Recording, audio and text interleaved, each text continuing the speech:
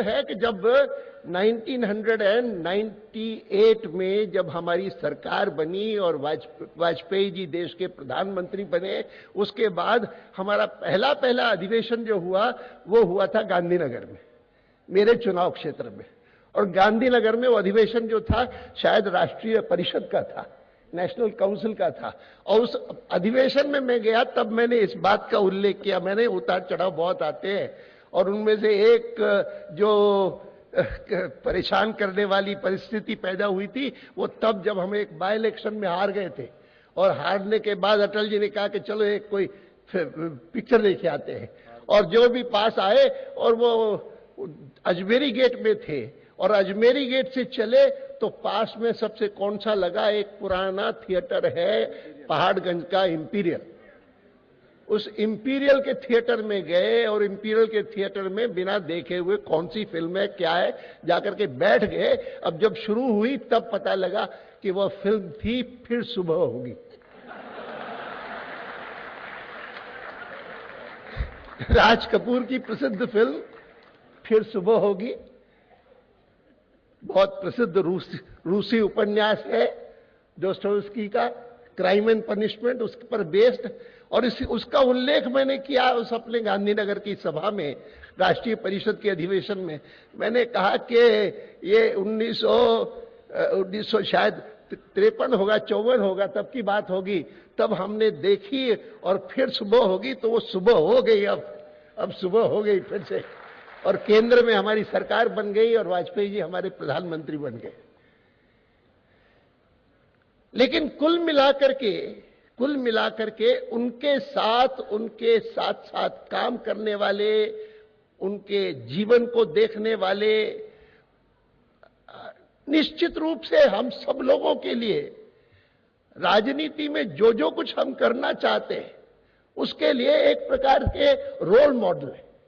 और वो role model हम जितनी मात्रा में उनके सारे कार्य को और समग्र अटल जी के माध्यम से, वो कविता हो, भाषण हो, फोटो हो, मैं तो ये भी कहूंगा कि कोई फिल्म बना सकते हैं तो छोटी छोटी फिल्में सही बननी चाहिए जिसमें इनका भी उपयोग हो सकता है। मुझे याद है अच्छी तरह से उल्लेख आया था अभी उनके कविता आई थी उसमें कश्मीर के बारे में। तब मुझे पिछले दिनों में स्मरण आया कि जब डॉक्टर मुखर्जी ने कानपुर में कश्मीर की एकता का सवाल उठाया और उसके बाद निर्णय किया कि मैं देश भर का भ्रमण करके और कश्मीर की एकता के लिए बिना परमिट के मैं कश्मीर में प्रवेश करूंगा। तो वो जो भ्रमण करने के लिए निकले, प्रवास करने के लिए निकले, तो उस भारत प्रवास में कश्मीर जाने से पहले अटल जी साथ उनके गए थे। मैं उन दिनों में राजस्थान में था और मुझे अच्छी तरह से याद है कि मैं कोटा में था जब वो ट्रेन से वहां से गुजरे थे दोनों, और मैं स्टेशन पर उन्हें मिलने गया था। मुझे याद था कि उस समय स्टेशन पर किसी ने फोटो लिया था, वो जिसमें डॉक्टर मुखर्जी थे, अटल जी थे और मैं वहां खड़ा था, उनसे बात कर रहा था। वो फोटो था और बहुत सालों तक वह फोटो जो है वो जयपुर के कार्यालय में लगा हुआ था। मैं पिछले दिनों में ढूंढता रहा, बहुत ढूंढता रहा, नहीं मिलता था। अभी कुछ दिन पहले मैं जब राजस्थान गया तो हमारे भैरव सिंह जी के नाती ने, उनके घर के अभिमन्यु है, उसने मुझे कहा कि मैंने आपका वो फोटो ढूंढ निकाला है, और लेकिन वो फटाया था, इसीलिए मैंने उसको कुछ ठीक करने दिया है, वो मैं आपको पहुंचा दूंगा।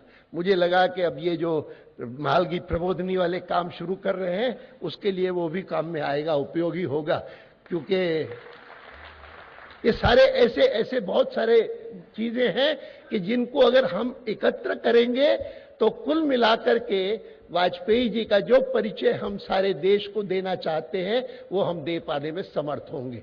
मैं समझता हूं कि एक बहुत श्रेष्ठ कार्य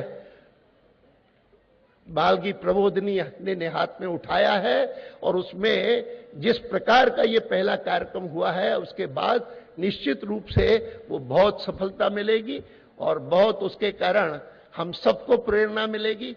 मैं एक बार फिर से उनको बहुत उनका अभिनंदन करता हूं और बहुत बहुत अंतःकरण से धन्यवाद देता हूं डॉक्टर कलाम जी को कि वो यहां पर आए और आकर के इतना बढ़िया कार्यक्रम उसको आरंभ किया। धन्यवाद।